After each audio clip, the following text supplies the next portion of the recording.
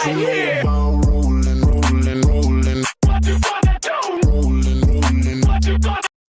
Welcome back to the Man United stream. Hope you're doing well. It's Sunday morning, afternoon, Sunday afternoon. And have we got a show for you or what? Yes, Man United won 2-0 against Spurs yesterday. Let's celebrate. Boom, boom, boom, boom, boom, boom. Anyway, guys, okay. Stop this. Shades are off. We cannot continue celebrating. Can we? I mean, look, it's a serious show. I've got to stop wearing these shades, but I can't. I mean, look, we are all buzzing because United are playing a different type of football. We've been missing this type of football for a long time. We've been wishing to watch United play football like this, the class that we've seen on the pitch yesterday. We absolutely destroyed Spurs, and we could say that about Man City, Arsenal and the rest as well. We're not just a one-off team right now. This is different. It feels different. Something about United feels absolutely different to what we've witnessed in the past under other managers since Sir Alex Ferguson's, where we've kind of had turnarounds where we think, okay, this is it, this feels different, but we've never been 100% confident that we are on an upward spiral. But this time feels different. I know you guys feel it too. Everybody watching United, including rival fans, are absolutely panicking right now because they can see something different. They can see that this sleeping giant has woken up and it's rising to its feet, and it will take over once again. If we carry on playing like this, my God, have we got some great football in store. Look, number one, the team yesterday was sensational. We'll go through the player ratings and I'll go through each of them and we'll discuss who was the best player, who was sensational. Look, to be honest with you, I can't think of any one single player on that United team that was below par. I thought every single player put in a shift, and that's why I'm rating Carrick as a manager, because he's got these guys playing football the way we want to see football be played, not sitting back, going and attacking. We were all over Spurs, and this is before Romero got sent off for them. This is before they went down to 10 men. We were still all over them. I was confident that we were going to win even before the sending off, but after the sending off, it was just, okay, look, let's just calm down. We can go in now and just take it easy and win against Spurs. To be honest with you, 2-0 flattered Spurs. I swear it did. It could have been 6-7-0. The amounts of shots we were having, the amount of possession we had, we were the best team on the day. Absolutely. I mean, you could just all you need to do is watch Expressions, the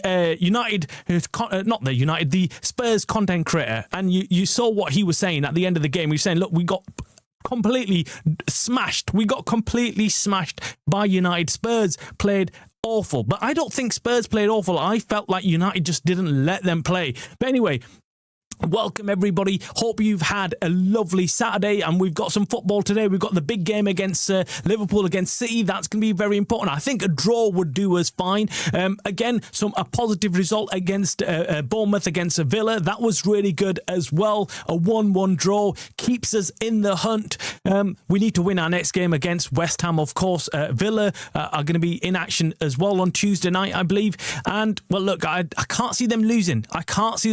But we can still keep the pressure on them and try and get into the top three. I said it a long time ago, guys. I've been saying it since Carrick joined and he became an interim manager.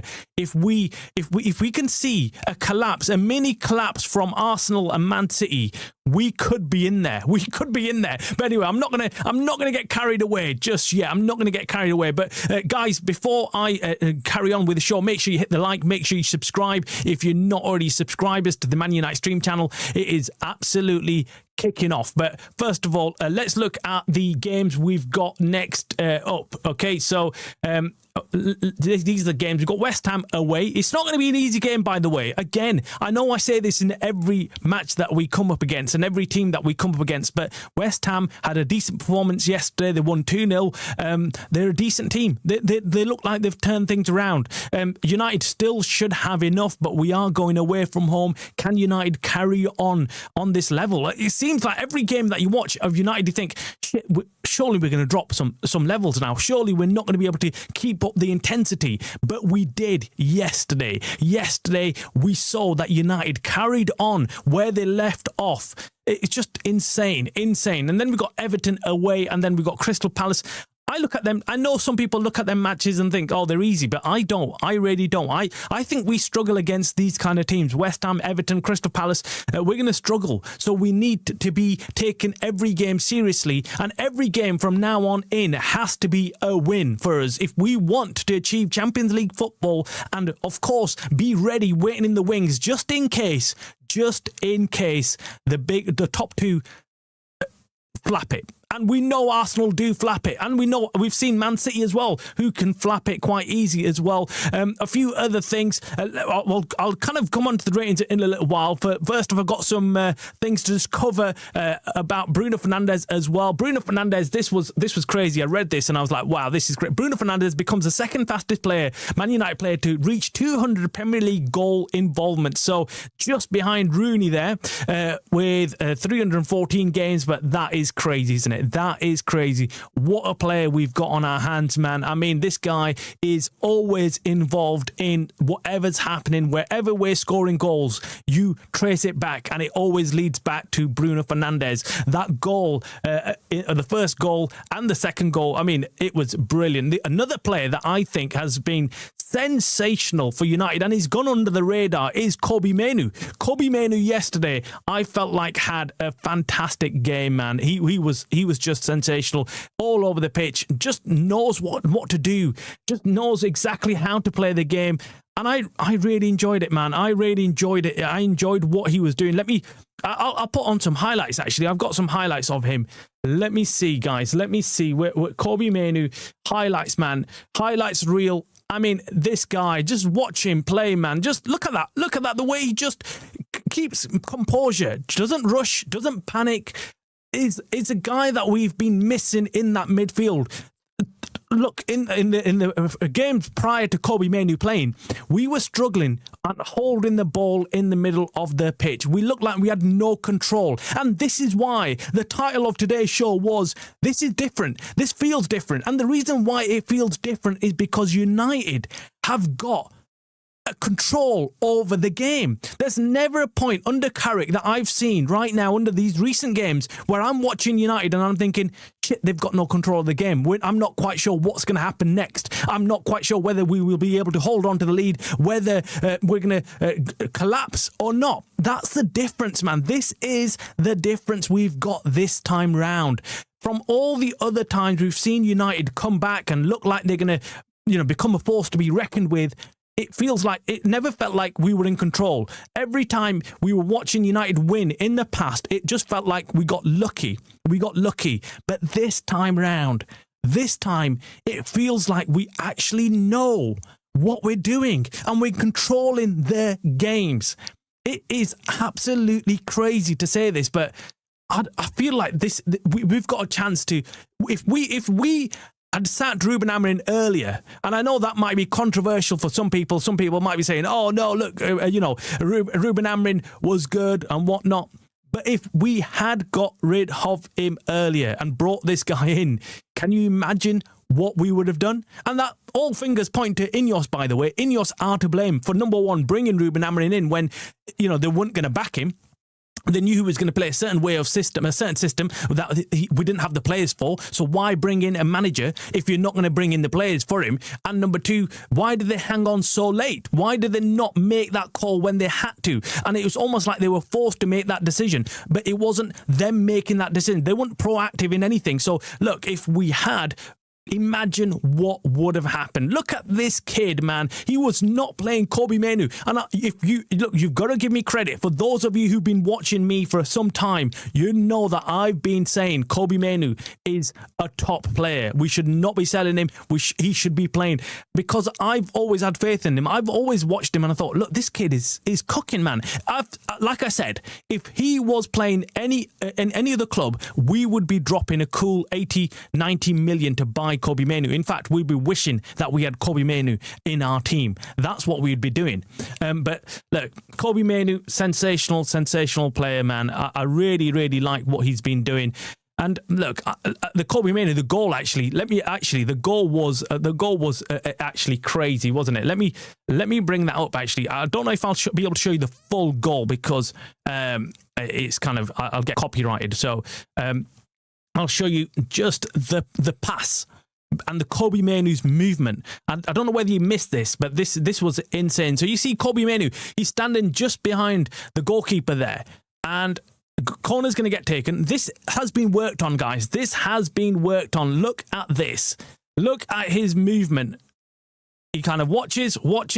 Players are still moving. He's still not moving. He's still sat there behind the goalkeeper. Look at him. And then, look, Leach's looking over at him. And then there's like, right, okay, are you going to go? Are you going to go? Are you going to go? He's still waiting. And then, boom, he sets off now. He gets the signal from Bruno Fernandes. He gets the signal. Let's go back again.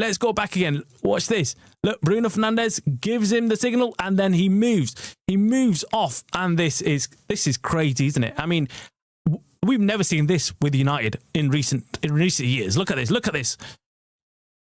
Oh, brilliant. I mean, all planned to a T.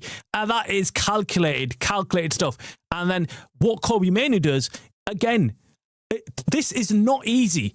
It's almost playing the pass blindly, isn't it? It's like he's getting the ball. Number one, Bruno Fernandes' pass to Kobbie Mainoo, really good. Right to his feet. There's no margin for error here. It has to be point. It has to be on point, and it does. Boom. Straight forward pass straight away, and it's a goal, man. Crazy stuff.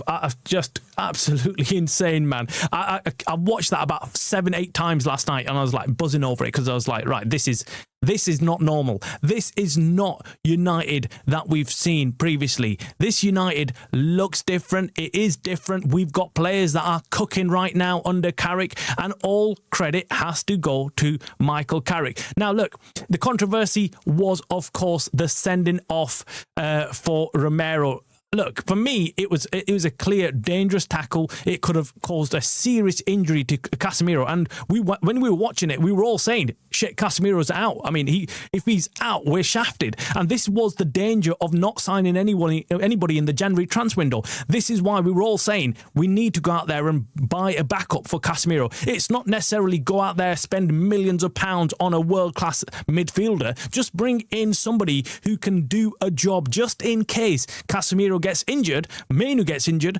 or one of them gets suspended. And that is a real possibility with Casemiro. He got another... Oh, he actually didn't get a yellow card yesterday. I thought he did. Because normal game, he's always getting a yellow card. This is just after Romero just getting sent off. I mean... I heard Spurs fans were really unhappy with Romero. He's a loose cannon. To give him the captaincy, number one, and number two, to rely on him is absolutely ludicrous. What is Thomas Frank doing? I mean, this guy is, anyone can tell you, he's a loose cannon. He's an absolute danger, man. He doesn't ever think things through, just goes in there with these heavy tackles, doesn't allow... For me personally, you don't want a captain like that, a hot-headed captain. You want someone who can calm things down and bring the rest of the team together. Just weird choice of captain for me. But anyway, look, United playing completely different type of football. It's sexy football. It's football that you look at and think, this is what you want to be seeing. This is the type of football you want to see from United. I'm just going to play a clip here of United and the passing ability and the way they cook in teams. And this is not just a one-off, guys. This is the way Carrick has got these guys playing. Watch this clip. Bruno Fernandes playing it to Ahmad, Dallo back to who's that? Bruno Fernandes, isn't it? Bruno Fernandes to Kuna. Look at this passing, man. Look at the Spurs players. They don't have a clue. They don't know what to do. They don't know how to get the ball back. They're like, what the hell's going on here? How do we compete against these players? Everyone is wanting the ball. That's the difference. This time round, when you're watching United, you can see that the players all want the ball. That's a team full of confidence. That's a team full of players who want to play for the manager. Look at them. They're all after the ball. They all want the ball. No one's afraid of getting the ball, even in a tight spot. They all want the ball because they're all confident enough to carry that ball and dribble it out and pass it to whoever. That is what I see the big difference right now with this United team. We've got confidence. We've got confidence in this team. And look, it's the players that we've brought in Kuna and Mbumo that give you that confidence. They want to get the ball. They want to carry the team. But then we've got Ahmad's and Bruno's as well, who are all sensational right now. They're all cooking. Let's go through the team rating, right? Okay, Senny Lemons, a solid 8 for me. A solid 8. What a goalkeeper. We were talking about him yesterday saying, wow, Senny Lemons is absolutely crazy player for us. The best signing in goalkeeper we've had for a long time. He is. Everyone was saying he reminds us of Van der Sar, and yeah, of course he does. Because look, he's the kind of keeper that just keeps everyone calm at the back. That no one's panicking, no one's saying, "Oh, you know, do this." He's not shouting at anybody. I just love the way Senny Lemons is doing his work quietly in the back. Now we've got the centre-back pairing in Harry Maguire and Leach. Now there was some comments and some discussion about whether they could cope with the Spurs attack. Well, they answered them, didn't they? They were brilliant at the back. I can't think of any situation there where I felt like they were out of control. Harry Maguire, brilliant. I thought he was brilliant. I thought Leacher was sensational. Now I've got actually a graph up on Leacher, actually. So Leacher is, let me just bring this up. This was really interesting. So Leacher completed 103 passes against Spurs, the most of any Man United player in the Premier League this season. This is what he offers us. He is a ball-playing centre-back, and he proves it time and time again. Every time we criticise him, every time we think maybe Leacher might have to be dropped, maybe Leacher cannot cope with the pressure, there he goes. He answers us with that. Look at that. I mean, crazy. 103 passes for a centre-back is amazing. And look at him. They're brilliant. He's so composed on the ball. One of my favourite Man United players. I just like his passion. I like the way he just wants to play for United, wants to go and do the very best and go and get the win. I just like the fact that he puts his body on the line as well. And Shaw had a decent game as well. Again, another player that we've not really had much to criticise, although he's not everyone's cup of tea. Neither is he mine. To be honest with you, Luke Shaw and Diego Dallo are not my preferred right and left back players. Seriously, but I'm going to have to say this. Since Carrick's come in, they've been brilliant. Both of them have been really solid for United. Going forward and defensively, they've not put a foot wrong, and hence why I can't see Mazraoui getting a chance even in the next game, because I think Carrick's waiting for someone to make a mistake. He's saying, right, okay, I trust in you. Go out there and do a job. And if you let me down, only then will I consider bringing somebody else in your place. But if you carry on playing well, you're going to get me backing you time and time again. So look, for me, that is why this team is cooking, because they know that the manager's got faith in them. And I think that makes a huge difference to everybody. Now, coming into the midfield, Casemiro. Yes, the name that everybody has been talking about. Casemiro, man. What a giant of a player we've got, man. What is this guy doing to us? What is he doing to us? I mean, after yesterday, I was thinking, I don't want him to leave. Extend his contract. Extend it for another year. Please, Casemiro, do not leave. I mean, this is insane, isn't it? He is playing out of his skin. He is so good for us right now. And I hope it's not to do with the World Cup. I really do. I really hope that he's actually just cooking for us and really wants to play, because look at him kissing the badge, going off. This guy really enjoys winning. He's a winner. He is a winner. And I just feel like he's now comfortable in that position. We're seeing the best of him because he's got players around him. He's got players around him and he's not being asked to do everything in that midfield like he was under Ruben Amorim's system. Under Ruben Amorim, Casemiro was having to cover lots and lots of ground. And at his age, and it's never been his game, even at Real Madrid, he was never asked to cover that much ground. He was never asked to do that much defending. He is a player that if you allow to cook, he will show you what he's made of. And that's what we're seeing right now. We're giving him the opportunity to play to the best of his ability, but giving him players like Menu who can run around. And of course, Ahmad and Kuna are dropping back into that midfield, making it 4-4-2. And that's the best thing about Carrick. And this is why I'm looking at this team thinking, shit, this is different, guys. This is not something we've seen before. And United are definitely changing. United are definitely standing up. And this is scary for the rest of the Premier League. Everybody is crapping themselves watching United play, thinking, this is it. This is what we've been fearing. This is the stuff of nightmares for the rest of the club in the Premier League, because they know this type of United is unbeatable. No one can come head to head with us and expect to win when we're playing like this. Sensational. He's got the players cooking, man. He's got the players cooking, and I'm absolutely buzzing. If you can't tell already, I'm absolutely loving it. I'm loving it so much because I feel like this is what we've all been waiting for. This has been a long wait for every Man United fan to watch United play like this. Anyway, coming back to the player ratings, of course, I've not given any particular rating to all, but if I was to give all of them a rating, I think so far everyone is a solid 8. Everyone that I've gone through, solid 8. I can't think of anyone who's dropped below the 8, to be honest with you. Coming to Bruno Fernandes, Kobe Manu, again, solid 8. I think Bruno Fernandes would get a 9 from me. And then we've got Ahmad, who solid 8, Kuna, solid 8, and then Mbumo, I think you got to give him a 9. He's one of my favourite players right now, scoring all the goals for us. He is sensational. And that goal, the way he just calmly pushed it into the net. I mean, it was Messi-esque like, wasn't it? No power, just precision, and he got it past everybody. The whole herd of defenders and the goalkeeper. Brilliant performance.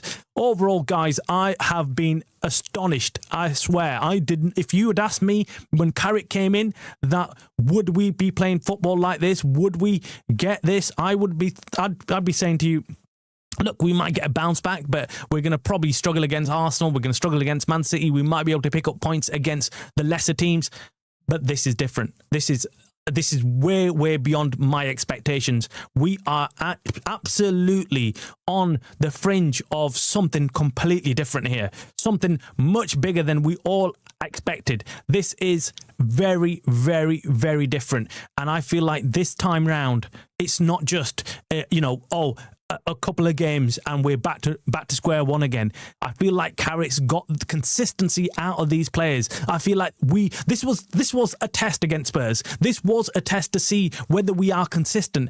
And my God, did the players show up? Did they show up or what? Sensational. So that's my player ratings, guys. Let's go to the chat. Let's see what you guys have made of the game yesterday, because I'm sure you guys will be excited. You'll be looking forward to the next game already, because that's what winning does. You want to look forward to the next game. You immediately diary it, don't you? You immediately start looking forward to the West Ham game Tuesday night. You start cooking. You start thinking, yes, let's go again. And then you can enjoy the rest of the Premier League football as well. I watched every game that was going last night. I was like, right, okay, I want to see who else is playing. And even today, 4:30, I can't wait for the big game against City and Liverpool, because that's going to be an interesting game. Let me know again what scoreline you would prefer in that game. I'm saying a draw would do us fine. I think then it doesn't give Liverpool any impetus of trying to catch us up, and neither do Man City get far ahead of us either. But let me know, do you just prefer Man City losing and Liverpool getting the 3 points? I can never say that. I can never say Liverpool getting 3 points. Seriously, I can't bring myself to say that. But anyway, guys, let me go to the chat and let's see what everyone says. Nish says, love the shades. Do you know what? I have to put them on. I'm just buzzing. Every day is a sunny day for me right now. Brilliant. I've looked at all our fixtures and Liverpool are really the only team that could beat us. Unfortunately, Ekitike and Wirtz are cooking right now. Well, I've been saying it. I've said to you guys, look, Liverpool, with all the talent that they've got, that they've signed, they will eventually end up playing good. They will eventually come good. And we've got to remember that Isak's flipping injured, right? So they've still got talent on that team. Yes, defensively they are weak. Defensively they haven't improved themselves. But I feel like United still will be able to do a job on them. If we carry on playing the way we do, Liverpool will be frightened of us. It won't be the other way around. We're going to smash Chelsea. Palmer doesn't even want to be there. Could tell from the muted celebrations. Well, he had a brilliant game yesterday for him. I think, look, let's wait and see what happens in the summer. I think if there's any opportunity to sign him, we need to go and get him. We need to make these kind of moves. I'm hearing we're getting Baleba for sure in the summer, 100% happening to replace Casemiro. Well, let's hope so. Let's hope so. But I don't know if he's good enough to replace Casemiro. And I'm being honest here, by the way, guys. I know some of you might say, "Oh no, what are you on about, Travis? You know, he's a top player. He's a top player, but is he going to be able to actually replace Casemiro? Right now, Casemiro is playing really good for us, guys. Really good. We have to keep Bruno at the club until he retires. Yeah, without a doubt, man. I can't see anybody in world football that we can bring in to replace him. That's the other issue. I can't think of anybody else who I can say, right, okay, he's a direct replacement for Bruno Fernandes. Only if he retires next year, says Jim.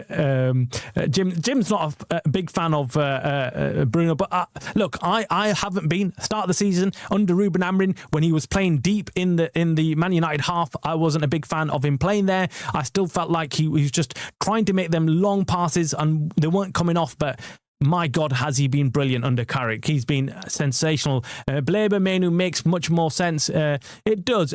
I think we've got some more legs in there. That's what the key thing is. Amorim has failed by Ineos in reality. I don't blame him. He wasn't backed. Yeah, look, Amorim wasn't backed, but then also I think he dug his own hole there. I think he sacked himself. Let's not get this wrong. Amorim wasn't a good manager. He wasn't. And we've got to face up facts. We've got to remind ourselves, look, he was stubborn. He was stubborn. He had the same bunch of players. He could have changed things around. He could have played to their strengths, but he didn't. He was forcing them to play in a system. He was playing Ahmad in left wing back. Forget everything else. That says it all, guys. Him in left wing back. Here's the question. Menu is going to want 200k a week, and we're going to pay that. Are we going to pay that? That's more than 70k a week per that Palmer gets. I don't think we're going to agree that, but I don't think he will stick out for that. I think if something like 150 will get it done. I think he'll be happy 150, 125 a week, and he'll be happy with that. I think, look, that's his top end. That's what he wants. He knows United will come in. Obviously, when you go into negotiation, you're not going to go in there with your bottom figure. You're going to go in there with your top figure. United are probably saying, look, we want to give you 80k or something. So that's where the negotiations take place. And look, he's playing brilliantly. If he carries on playing like this, I think United will be forced to give him, near enough what he's asking for. Because let's be honest, if we went out and signed someone else to replace Kobe Manu, we're going to end up paying that much anyway. We're going to end up paying near enough that. I mean, that's the problem. That's what you've got to look at right now. We are getting carried away. I will get carried away if we're still here in March. In March, that's a good point. I like that. I like that. Keeping us grounded, like always, Jim. I think, look, let's be realistic. I'm taking it a game at a time. I really am. I'm not looking at it look, what's going to happen at the end of the season.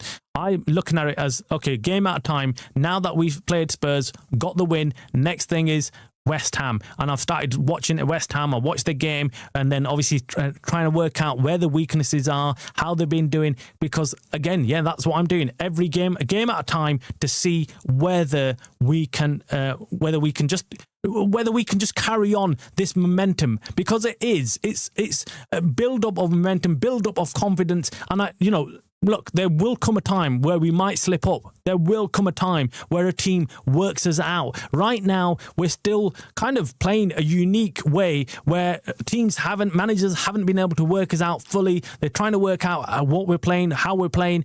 But once teams get used to playing against us, next time round, they will come in and they'll try and negate everything that we're doing. Rice is on 240 a week. I say Seal Menu if he's demanding 200, way too much. 130 is fine, but he's no Declan Rice or Elliot Anderson. That's a lot. That's pretty cheap, man, for Declan Rice. 240, but no, I think 200 is way too much for someone that young. I think he knows that as well. I want Gomez and Blaber. Blaber will play for 120 a week. No one can tell me Menu is 80k a week better than Blaber. No, he's not, and I think Blaber is going to be cheap for us. I think that's why United want to get that deal done and sealed as quick as possible, because his wage will be nothing like what we're right now being forced to pay Casemiro and the likes. And look, that's why I think they're thinking, right, if Casemiro does leave at the end of the season, it frees up a lot of money. We could actually bring in or pay for two midfielders at the same price, 300 and something plus. Casemiro's on, we could quite easily pay that to Blaber and somebody else like Wharton or Anderson, whoever it is. I wouldn't niche too much. Don't want him to turn into another Rashford. That's my worry. With all the young players at United, I just want to stay away from the mistakes that we've made in the past. I don't want to do the same things that we've done with other young players at United, and then we've started crying because they fell out of love with football because they're getting paid so much and they're spending time partying with all the money. That's just not on. I don't like that. We need City to win today. Do we need City to win? I thought a draw would be good, but anyway, yeah. If it looks like FIFA with the red arrows. I don't know which one that is. Yeah. Agree, Jim. I'd pay 200k a week for Anderson, though. He's a generational talent. Still think we should bring Harry Kane in the summer. Who says that? Niche says that. Wow, that's a shout, man. That is a shout. Harry Kane in the summer. That is crazy, man. I didn't even think about that. But look, when Harry Kane became available at Spurs, and there was a talk about him leaving, and obviously at that time Bayern Munich were not on. Well, they were in talks with him, and I was. If you go back to my videos, then I was like pleading. I was saying, please, Ineos, please just go and sign this guy and watch him cook for us. He was a big miss for us. I think another player that we should have done everything to sign. I know what United were saying about Daniel Levy being an arsehole and just simply not negotiating with Man United. He was never going to sell Harry Kane to United, and I did feel that. I felt like, look, Harry Kane would have been an absolute perfect striker for United. He would have scored a shitload of goals for us. Even in the shit United, even when we weren't playing well, he would have still got us goals. But right now, yeah, I mean, it's a good shout, Niche. I'm not gonna criticize you for that, man. That's a good shout, but I don't know whether that's going to happen. I really don't. I don't think that's going to happen. Unfortunately, I cannot see it happening. Let me know if you agree with Niche there, guys, in the comments. Do you think Harry Kane is a good buy at his age right now? Do you even think Ineos will do that? Because we know what they're like. The Ineos have said they don't want to buy anyone old, someone past it, or someone who's coming to retire at United. I like Harry Kane, but I think we've probably missed out on him now. We've missed out on him. I want Euro and Delict in the team. Leacher would make a perfect six. I think he's not changing it, man. He's not changing it. Travis, love you, but I wouldn't give them all 8. It was a 10-men Spurs. I wanted floodgates to open and 5 to 6 goals. Look, do you know what? I'm happy with the performance, man. I know a few fans were talking about saying, look, we should have battered them. We should have gone and got 5, 6 goals. As long as we kept a clean sheet, for me, I was really happy. I know maybe 8's a bit too much. Maybe I'm just getting carried away, like Jim says. I think maybe I am actually glazing over the players a little bit too much, and But look, I was afraid that we might actually, see a drop off from these players. I was afraid that we're going to see an up and down performance from the squad, but they've all been brilliant. And then the opportunity to bring on Zertsky, give him a run out, bring on Fletcher. Who else? Mazraoui came on. He looked good as well, Mazraoui. So I felt like, look, this is good. This is good. We're getting rotation. We're doing well. I'm not sure De Ligt can be relied on. He's been out for so long. Not sure he will come back. The same. I hope I'm wrong. Good point there. Good point there, Jim. Look, because De Ligt, I think he's going to struggle to get back into this team unless, like I say, Carrick has a reason to drop one of the players on this first 11. Carrick's going to do exactly what Sir Alex Ferguson used to do, and he's taken a page out of his book, which is, look, I'm going to keep the team, and it's going to be consistent. I'm going to keep my first 11, my best 11, who are not letting me down. The moment they let me down, I'll bring in somebody else. So I think, look, no matter if De Ligt comes back, if he's fit and healthy and he's playing well, I still feel like unless someone else makes a huge error, I don't think De Ligt's going to come in. Or of course, there's an injury here and there. After West Ham, we are not playing for 2 weeks, I think. Yeah, there's a bit of a gap. And then there's a huge gap in March, actually. It's like the whole of March is off almost, yeah? I understand, Jim, maybe Haven and Euro, then I want youth at pace at the back. Look, I get you. I get your point, Niche. I do like the fact that when I see, young players coming on and cooking, but I just feel like in this one, this time round, I just can't see Carrick taking the risk because he's got such less games. And in the Premier League, I think what he's going to do, he's not going to take the risk because he knows, look, I've got 14 games left. Can I rely on the youngsters, bringing them in, giving them a shot when we are competing to get into the Champions League spots and making sure we stay there? I don't think he'll take that risk. I think the only time we see the youngsters starting is when we've secured Champions League football and we've got nothing else to play for. I think maybe then near the latter part of the season, he might bring him in. But other than that, I don't think he's going to be bringing him in. God in control. Welcome to the channel, mate. Hope you're doing well. Who's that in your profile pic? Is that Ten Hag in the profile pic? Honestly, a proper Man United fan. Here we go. Yeah, welcome to the show, mate. Hope you're doing well. Thanks for your comment. Hasib, how's it going, my friend? Harry Kane won't be good for Sesko. All these men talk about learning. Kane's job is to keep Sesko out of the team, and Sesko would rather leave than wait 3 years. Yeah, look, that's what I want to see. I want to see Sesko become the striker that we want to see, the young striker that becomes good at United. I think we need to kind of put all our efforts into getting him to that level of a young Harry Kane, a young Haaland, and we know if we invest in someone like Sesko, bring in maybe an understudy or someone who can help him along, take the pressure off him. But do we need that if we've got Mbeumo? I mean, Mbeumo's playing, doing really well. So yeah, good comment there. Good comment. Maguire, Leach have been good, but they both are slow. Yoro needs to push to get his place back. Good, but then. Do you know what? Niche made this point, Hasib, earlier before this game against Spurs, and he's made exactly the same point, which you touch on now, which is both Maguire and Leach. Leach, I'd argue, he's got a bit of pace in him, but Maguire, we know if we're playing a high line, he will get caught out. But currently, we're not really doing that. I can't look. I know I'm not a huge fan of Harry Maguire either, but I'm not going to criticise the guy for what he's done so far. I think he's been brilliant. I think he's not put a foot wrong.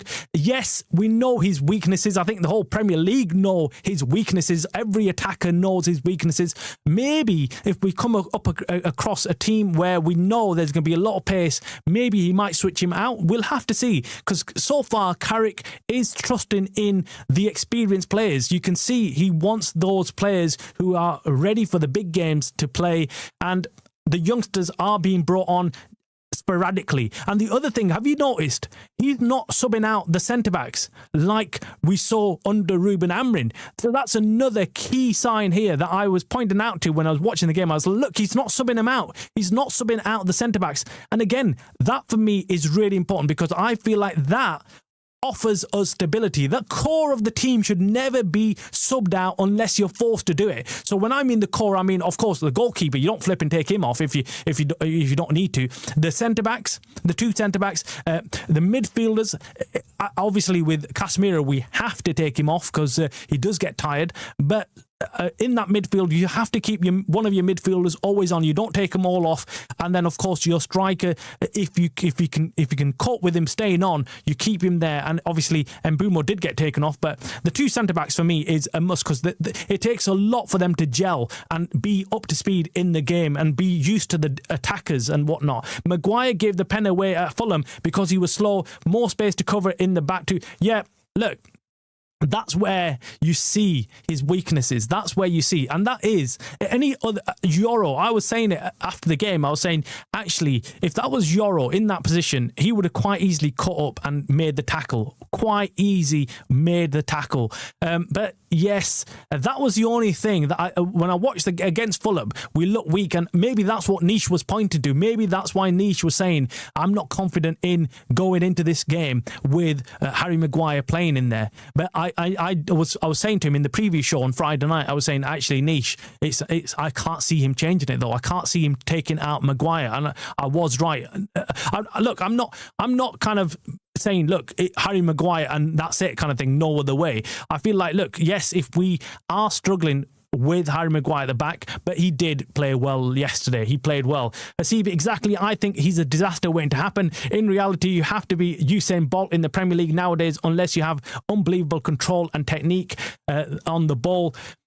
I think what he does, he gives us that aerial presence, and he gives us that composure at the back. Yes, the big problem with Harry Maguire, but we've known this that since the day we signed him. We've known that the guy has got zero pace, right? He's got zero pace and zero agility. So anyone who outpaces him, that's why I was surprised that Thomas Frank didn't play someone like Kolo Muani or even Tell yesterday against this defence of ours. I was thinking, well, wait up, you see Harry Maguire playing there, you think, right, okay, let's put some pace against him and let's try and really make him tire him out, and there will be a time where he will put a foot wrong, and like he did against Fulham, we did nearly drop the ball against Fulham, and that was worrying. That was a point where I was thinking, shit, this is not good.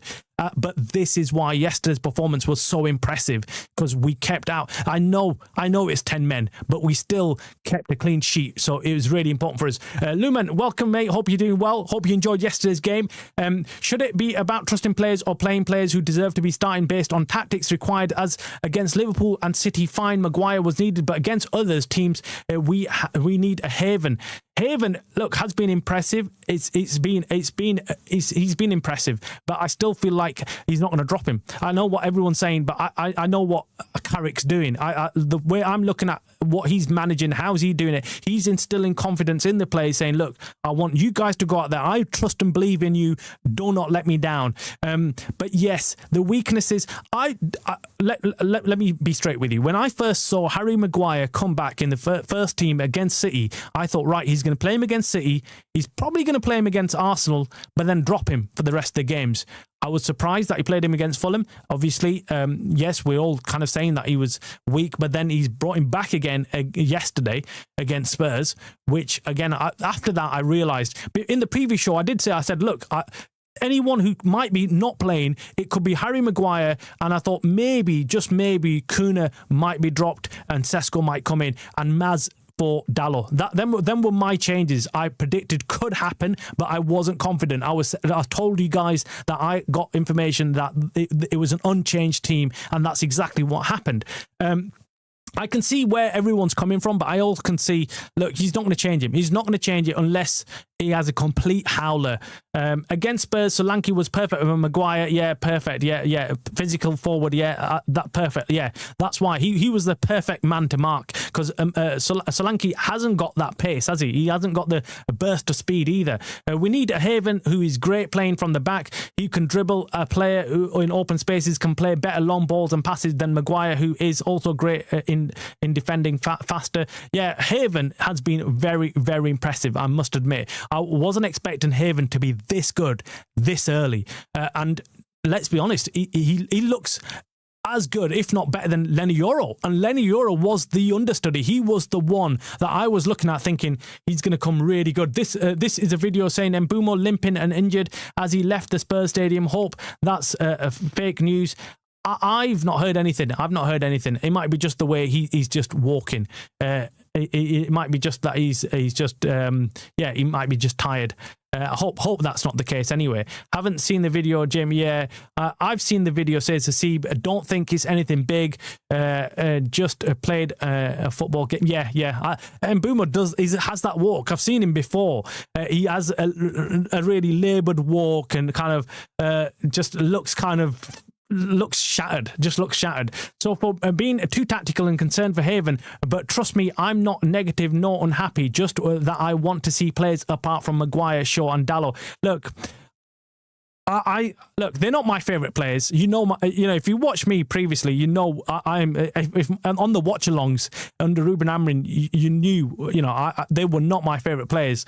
But I'm just going off what I'm being told, and Harry Maguire, Dalot and Shaw, if they carry on playing the way they are, they're not going to get dropped unless something else happens, like an injury. And that's coming from sources within United, close to Carrick. Obviously, Carrick and the coaching staff are saying, look, they're happy with the team set up, they're happy with the way they're playing, and they like the mixture of experience. But then again, anything can happen. You know what I mean? I would like to see a few changes. For me, the reason why I would like to see a few changes is not because I'm not happy with the current way of playing. I just like seeing, okay, let's keep other players up to speed. So I'd like to see Mazraoui in the team, giving him a run out, just to keep him up to pace with everything, just in case, and give a player here and there a rest if we can. That's the other thing. But then I think what it might happen is that he starts them in the game and then takes them off early if we're in a position of dominance in the game against West Ham. Again, the problem we've got, guys, is that we've got hardly any games that we're playing, and because we've got less games in this season, he's going to have to put out the players that he knows will have the experience to do the job and do it right. That's all, guys. Whoever's watching, make sure you please hit the like. It helps the algorithm, apparently, and it gets sent out to more people. So if you're new, make sure you hit that subscribe. If you just sat there and watching and chilling out, enjoying the discussion, make sure you hit the like as well. Can't lose him at this point. It says... Luman says, I'm suggesting, I have a suggestion. Can't we play Ahmad and Dogu as wing backs with Kuna and Mbumo as wingers and Sesko as striker with Bruno behind him and Casemiro and Menu in the midfield? Yeah, good shout. I mean, let's see what happens. I can't see him changing it though. Nah, Lenny is actually special. I blame Ruben for this form this season. Look, I'm a huge fan of Lenny Euro, by the way. I'm a huge fan of him as well, Hasib. Yeah.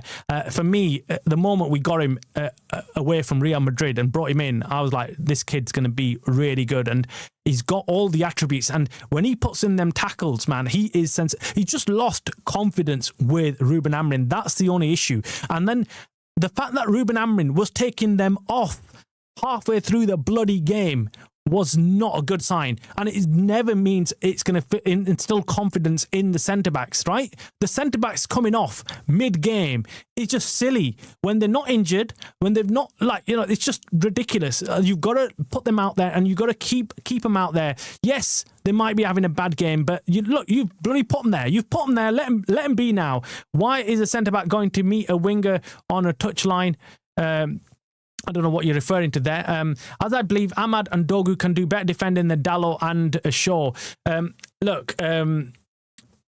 don't like seeing Ahmad at the back. I like seeing Ahmad in the danger area. I feel like the shorter distance he's got to travel from the outside of the area into the area, I feel is the best solution for us. I think as soon as Ahmad steps into that penalty area, it becomes an absolute minefield for the defenders because they don't know what to do. He is agile, nimble, any little touch and you're giving a penalty away. And that's why Ahmad, for me, playing in that position right now that he's playing, I think is absolutely brilliant. Luman might be Ruben Amorim. Ruben Luman. Go on, Nish. You guys are funny, man. Hasib, can't Ahmad and Dogu do better defending than Dalot and Shaw? Plus, they will link up with Mbumo, thus creating more chances. Nish, biggest fan of Luman Ruben. Guys, you're having a laugh, aren't you? Do you know what? It's enjoyable. It's enjoyable that we can all smile and enjoy football once again. I swear, I was sick and tired of doing match reactions and analysing loss after loss after loss. And even when we won, it never felt good. It never felt like we were actually cooking. But this time round, it just feels like different. It feels like we're actually cooking as a team, and the fans can see it. We can all see it. We can all watch along and be confident that we've got this in the bag. Yes, yesterday was sensational. Look, I'm loving everything about United under Carrick. I've got no opinion on whether Carrick stays as an interim manager or whether he gets a full-time job or not. Not just yet. I think it's early days. Like Jim says, keep your feet on the ground. But we do need to qualify for Champions League and get that in the bag this season, because it gives us... I swear I'm sick and tired of not watching United in the Champions League. I love the music. I love the nights. You know what I'm talking about. Champions League nights are different. They hit different, don't they? They get you buzzing, and that's what I miss, man. And United, the club that they are, they need to be in that competition. The competition needs United in there as well. So look, absolutely, we need to be in these big competitions. So I'm loving it. I'm sure you guys are as well. Abraham, welcome, mate. Hope you're doing well. Big up, Travis. Have you heard Aaron Glazer is buying a bid for a cricket club? Yeah, I did, man. 1.8 billion. I think Jim raised it first, and I've had it confirmed. Last night I was reading an article on it. An IPL team they want to buy these bloody arseholes, right? These arseholes want to buy everything that's moving right now. £1.8 billion, and yet they've got that amount of debt on this club. They could quite easily pay that off and take us out of debt. This is what I'm talking about. This is why these guys are parasites, man. They are absolutely here to screw us over.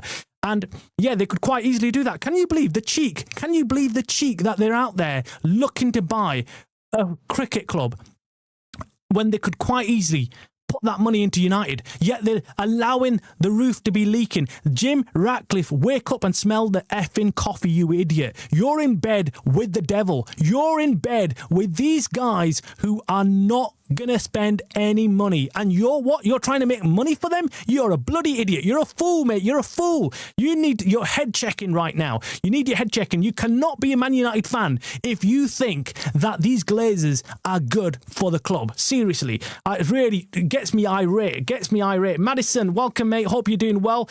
It's Mbumo's work rate. This guy was tracking back, offering numbers in the build-up. It's not just a scoring. Yeah, really good point there. Really good point, and hence why Jim was alluding to the fact that we saw a video of him hobbling at the end of the game. The guy puts in so much effort, man, just up and down that pitch. And then in front of goal, his composure is the best I've seen in a striker at United in recent years. He's so good in front of goal. Doesn't panic. You don't see him kind of losing his head, taking a shot too quickly or flustering his shot. He just takes it easy. And that goal that he scored, man, it was not an easy shot to take on. First time, just brilliant. So yeah, really good point there, Madison. Hasib says Carrick deserves a lot more respect. Just seen Sky Sports dismiss him. Well, look, do you know what? This is the agenda against United, isn't it? Because the mainstream media, they'll come out and do you know what they'll want? I'm telling you, I can already play it out for you. Come end of the season, no matter what happens, they will want a circus around United. They'll want big news stories about United going out there and bringing in a new manager, and we got United looking at Tuchel, United are talking to Enrique. It gets the clicks, it gets people talking, it gets the tongues wagging, and they want that. They want fans and people to be concentrating on Man United. But if United turn around and say, well, Carrick's got the job, I mean, there's no hoo-ha, there's no circus, there's no nothing. And that's what they don't want. They will try their utmost to cause some kind of issue at the club, because it's big news. It's big news, man. It is massive news. Yeah, the Glazers cricket team is a joke. They will just rinse it and pile on the debt.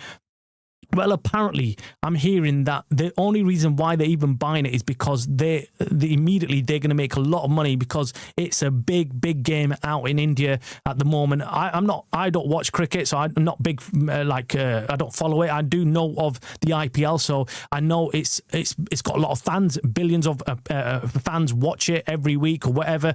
So there's a lot of money to be made, and I think that's exactly why the Glazers are willing to spend money on it, because they know in a couple of years it'll triple in value. That's what I'm hearing anyway, but if someone knows any more detail, drop it in the comments. I mean, that's what I'm hearing anyway, that it's a good investment. But you know, what about United? Why isn't Jim Ratcliffe jumping up and down saying, you idiots, wait up, we've got a stadium to build, who's going to pay for that? We've got debt that we're paying interest on every year for about £40 million each year. Why don't you clear that bloody debt? Why have you got this noose around United?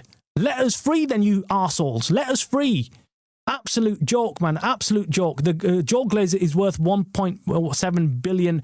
The prick. Yeah, well, you know, clearly none of that money comes to us. Let's just appoint Carrick now. It's working. We get him cheap. More money for the players. I wouldn't jump that far ahead in terms of Carrick, but I feel like, look, if we qualify for Champions League and he carries on playing the way he does with these set of players, then absolutely he should be in the mix, and he should be. So unless someone else like Enrique is on the table and we can bring him in, I don't feel like anyone else should be considered.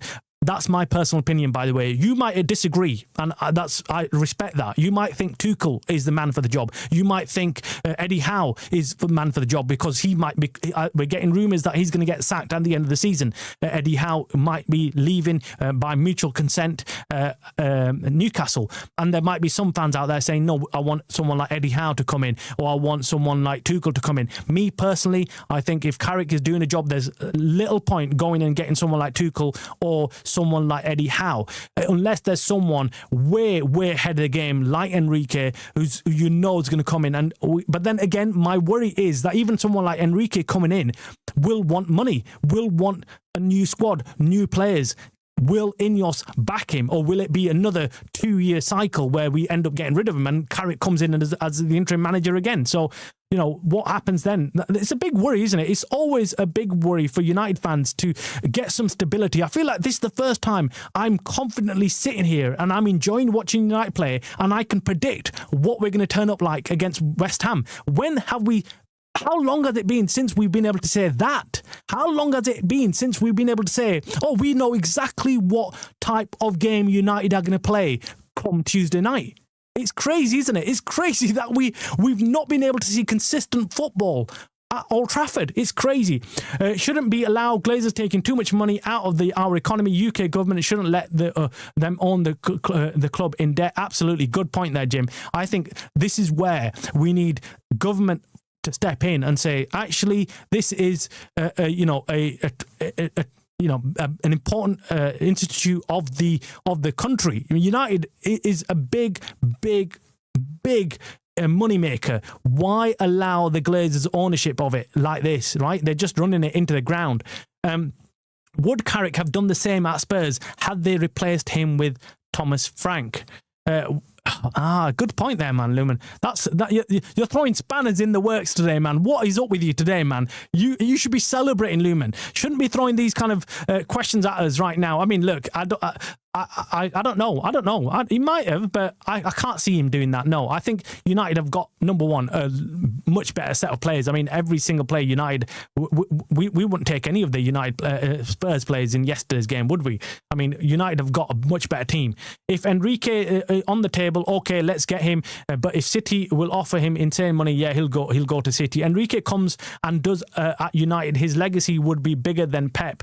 Yeah, good point. But I feel like he's not going to come to either. I just feel like, number one, he knows United are, not putting the money where their mouth is. So why would he come to United? He's not going to go to City because I feel like he's not going to be wanting to be an understudy to Pep. You know, whether he does good or bad, he's never going to succeed. He's never going to get, the the same credence that Pep has got. So that's probably why I feel like Enrique, I think he's going to end up sticking with PSG. Personally, I think he's just going to sign the new contract and get it done with. If we get Enrique, get Encompass as well, that'd be a good shout. Eric Ten Hag 1.0, Amrin 2.0, Enrique 3.0 is no thank you. That is the worry. That is the worry I have. I feel like Carrick understands United through and through, and he can instill that in the players. But yeah, I mean, you could argue Solskjaer had that, but then, I think Solskjaer is a different type of character, though, to Carrick. Enrique is different, though, done it in 2 big clubs, 1 Champions League. Yeah, he's different. He's a proven manager, and the way he's built PSG is just impressive. It's impressive. And what he's doing, he's cooked with him really well. Last stop ahead. Welcome, mate. Hope you're doing well. We have got lightning in a bottle right now. Why would put a lid on it? Give Carrick a 18-month deadline, ride this wave. It feels like United are managed by a Man United man. Yeah, spot on. This is it. I feel like that's what I've just said. I feel like Carrick instills in the players, in the team, the DNA of United. He understands what it took to be great at this club, and I feel like he knows exactly what to say to the players to get the best out of them. So really good point there. Last stop. That really good point. I think all our teams should be 51% fan-owned. Yeah, I love that. I love the thought of that, owning United. I've always sitting about the Saudi, the Super League. Saudi League is failing. I can see them offering the big clubs billions to create.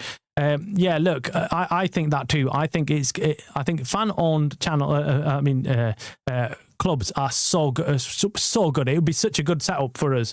Carrick understands United just like you understand. You Amrin fan. I think he's saying that to you, Nish. It can't be me. It can't be me.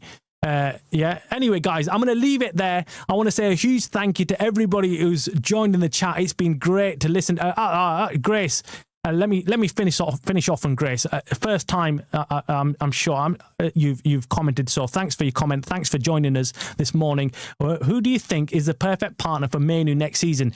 Do we get a proper 6 or a hybrid 6 to 8 to share the defensive load with Manu? Great question, guys. Let me know in the comments below what you think about that question. Who would you take? For me personally, I would like. If I had a choice, if there was money was no object and we could bring in the players that we wanted to and there was no problem with bringing them in, I personally would bring in Anderson. I think he's been the most impressive midfielder this season. For me, I would bring in Anderson. I feel like he's defensively capable. I think he's good going forward with the ball. He carries it well. Just ticks all the boxes. If not Anderson, then Wharton or Baleba possibly can do the job. My only problem with Baleba is that I feel like he's defensively not as good as Wharton or Anderson. Might be wrong, but I feel like he's not as good. So, but a great question there. Last stop says Anderson or Bird. Yeah, I think that's a good point. That's a good point as well. The good players. We need 3 midfielders anyway, both 6 and 8. Yeah, I would agree. I think we need at least another 2 to 3 midfielders because we don't want to be risking any injuries or going into next season and saying, oh, we haven't got the right squad. That is why I feel like it's important. Anyway, guys, I'm going to leave it there. It's been a fantastic Sunday afternoon show. I'm going to go and watch the City Liverpool game or Liverpool City game because they're at Anfield. I hope you guys enjoy the weekend's football. I'll be back again tomorrow discussing all the weekend's game and looking forward to, of course, another big game against West Ham. Off we go. The greatness continues and may this giant rise again in Man United. Thanks very much to everybody. Make sure you hit the like, make sure you subscribe. You're watching the Man United Stream channel, a channel by the fans for the fans.